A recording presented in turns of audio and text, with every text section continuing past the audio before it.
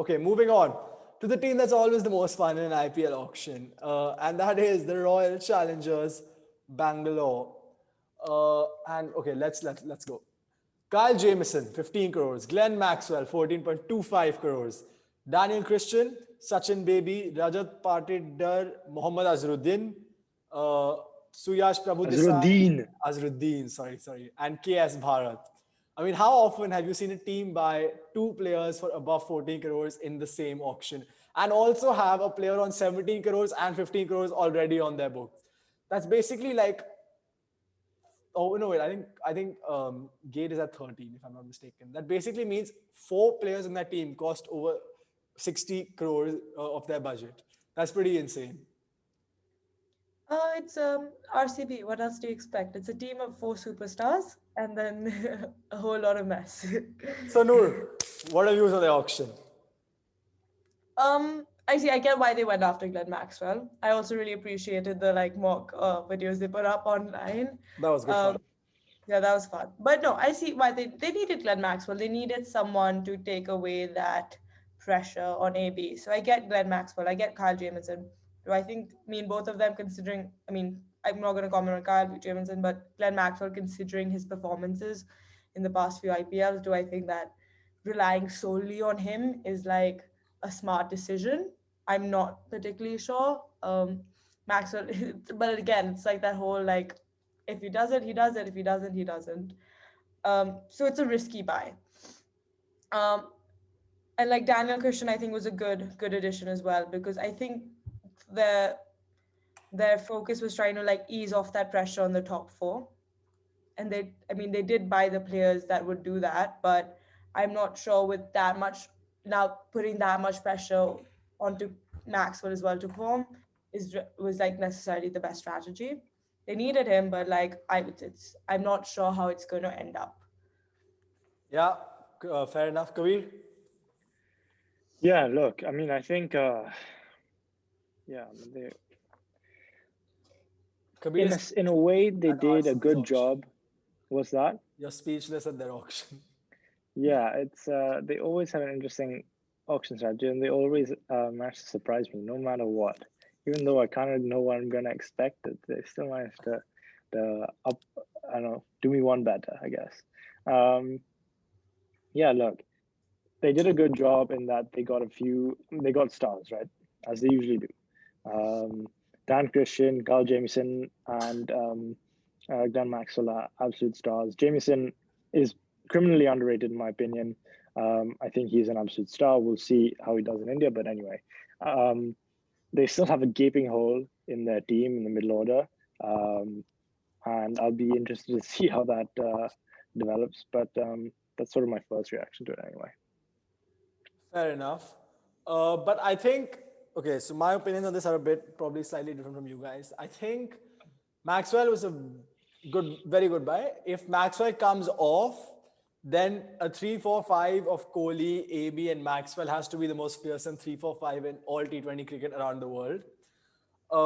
But I'm not sure about Kyle Jamieson. Are you telling me Kyle Jamieson is more at 15 crores is a better option than having Chris Morris in your team at 10.5, which is what they had before they let him go?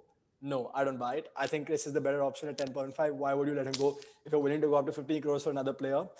Because I'd rather have Chris Morris in my team. And also Kyle Jamieson, for all the hype, as much as I rate him as a player, he's performed in Test cricket internationally. He's not even played and the Test cricket at home. He's barely played away, especially not in India. And it's very different to score runs or to take wickets in India and his batting, which is another reason they bought him. So yeah, that's for me is Kyle Jamieson's got a lot of pressure, and I'm pretty sure Morris and Jai both are players that are probably back ahead of Kyle Jamieson in a T20s at this moment in time because at least they've proved it to some extent. Uh, Dan Christian is the interesting one for me because the thing is, if you remember, they took Daniel Sams from Delhi earlier before the auction. And the way Daniel Sams is playing right now, and the role he's playing in Australia, and even for the Thunder, the role he played, it seems like they're in direct competition for a place because he's also batting at 6 and tonking the ball, and he bowls. I think he's definitely a better bowler than Dan Christian. That's probably he's a better bowler. Is he a better batsman? No, Daniel Christian is a better batsman. But once you've already got Sams, was it worth you going to 4.8 crores to get Dan Christian? I don't think so. And especially given for me, what I think they had a hole was an opening batsman, as an overseas opening batsman, which is what I was sure they were going to go for, whether it was Roy or Hales or someone like that. They didn't to replace Finch. So now what that makes me kind of wonder is, are there four foreigners then going to be Maxwell, ABR, sure shot, and Kyle Jamieson is a sure shot? You have to play those three now. And then the fourth becomes either you go for another fast bowler in Richardson, or you go for a fast bowler, or you go for Sams or Christian. Unless they're going to play Josh Felipe, in which case, if they play Josh Felipe up at the top, and they're putting the faith in him, then they are definitely an Indian middle order batsman short, because there is no one then to play at six. Unless I mean, they're planning on playing Sundar at six, or they're going to play Mohammad Azharuddin down low at six. So I mean, there are a lot of questions that they left unanswered. I'm a bit confused how they're going to structure their team. But they've made a couple of big name signings. So let's see how it goes for them. Isn't RCB the team that did the opening bid for Steve Smith at 2? But then Yeah, didn't bid but more? if you watch the video, right? Initially, I was like, "What the hell are they doing?" And I was very sure I didn't understand what the strategy was. But if you watch the video that they posted on their thing, Mike Hessen predicted it like a genius. His basic strategy was that if we put in a bid early, someone will think we want him, so they'll put in a bid, because basically they wanted to. Their non-negotiable was Maxwell. They were going to go all out for Maxwell, whatever the price went to. And they basically wanted to. They thought that Chennai would go in for Steve Smith, so they take off Chennai's overseas player, and then they didn't really have any competition for Maxwell, because they knew Punjab Kings were not going to go for him. So then it was just going to be them, and Delhi would go to the limit. After that, they had a free run at Maxwell. So I think that was their strategy. They played it perfectly, because he got someone else to bid and cut off their budget from the auction. So he played it perfectly. But I don't think Steve Smith would have actually worked in their team. No, it'd just be cool to have Smith and Kohli in the same team. I think Yeah, that's what I wanted. But I'm not sure as a T20 team.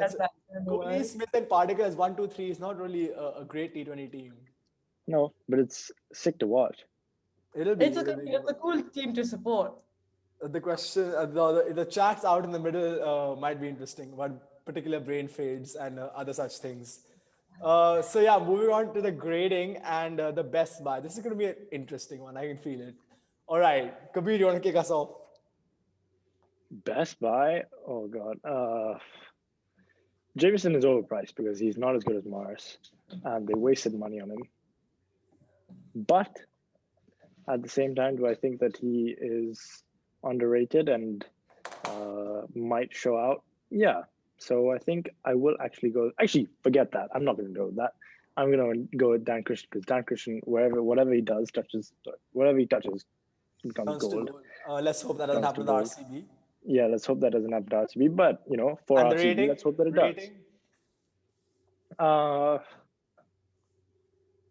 I'm just going to go. Actually, I think I'm going to go with a 6.5. They overpaid for some players, and also they have a gaping hole in their middle order or the top order, however you want to figure that out. There's a hole in that team, and there's a big issue with balance, and I don't think they've covered all that basis. When is there not? It's RCB. Noor. Exactly. Yeah, I agree with everything Kabir said. I'm going to give them a 7.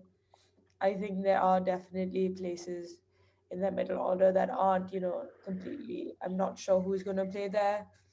Azharuddin, I thought was a good buy. Just maybe potentially could try to. I mean, he's not a great option, but like out of the uncapped players, I think maybe he was a good buy. I don't want to say Maxwell or Jamieson, even though they were like they're superstars. I don't want to say them because I think they're overpriced. So I'm gonna go with like Mohammad Azharuddin, like a out there uncapped player. I think they missed out on a bunch of pretty serviceable middle order batsmen in the uncapped players. But I think once they paid the amount they paid for Maxwell, and the fact that they were always going to go for one of Jamieson, Jai Richardson, or Morris, they had to save their money, and they couldn't go for someone like Krishnappa Gautam or another Indian middle order. And they couldn't go back. Shahrukh, I think they went for him, didn't they? For till a certain amount. They did, but I don't think they went like all the way, because they paid so much money. And the thing is, Kabir, at the end of the day, a lot of these Indian players play in the top order. There are very few who are actually performing in the middle order and will play in the IPL in the middle order, which is only one I could think of is Shah Rukh and Shivam Dubey. But Shivam Dubey, they were not going to buy back because they released him. I think so. They were never going to really go for him again. But I think what might be their strategy is they've bought Azharuddin at base price. They might tell him to go at like open with Padikkal and say you have no pressure on. You just go and like tonk the ball, play as a pinch hitter. If it comes off, you don't lose anything. You have Kohli, AB, Maxwell, 3, 4, 5. If it doesn't come off, I mean, if it doesn't come off, that's what you have backup. And if it comes off, you can. He's got that massive 100 in the side Mushtaq Ali, which got everyone to sit up and notice. So I think if it comes off, I mean, there's nothing like it because they'll have so basically they're playing with 10 men and the 11th player is going to be a bit of a opening option, a bit of a wild option. I've heard some radical suggestions that they should probably get Sundar to open. And yeah, so my rating for them would be 7.5, and best signing, Glenn Maxwell. Let's go for it.